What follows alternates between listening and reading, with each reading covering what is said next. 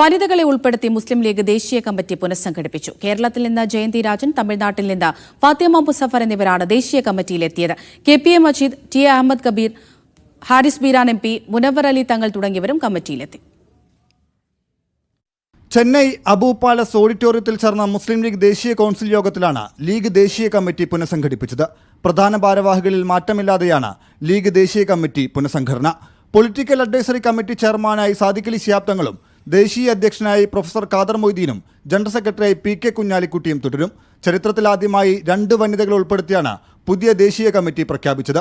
കേരളത്തിൽ നിന്ന് ജയന്തി രാജനും തമിഴ്നാട്ടിൽ നിന്ന് ഫാത്തിമ മുസഫറുമാണ് ദേശീയ കമ്മിറ്റിയിലെത്തിയ വനിതകൾ. കേരളത്തിലെ മുതിർന്ന നേതാക്കളെ ഉൾപ്പെടുത്തിയതിനൊപ്പം യുവാക്കൾക്കും ദേശീയ കമ്മിറ്റിയിൽ പ്രാതിനിധ്യം നൽകി. KPA മജീദ് ദേശീയ വൈസ് പ്രസിഡന്റ് സ്ഥാനത്തെത്തി. മുൻ MLA TA അഹമ്മദ് കബീർ ദേശീയ സെക്രട്ടറിയായി. യൂത്ത് ലീഗ് സംസ്ഥാന അധ്യക്ഷൻ മുനവർ അലി ശിഹാബ് തങ്ങൾ, അഡ്വക്കേറ്റ് ഹാരിസ് ബീരാൻ MP എന്നിവരും ദേശീയ സെക്രട്ടറിമാരായി തെരഞ്ഞെടുക്കപ്പെട്ടു. National general secretary mister PK Kunhalikutty,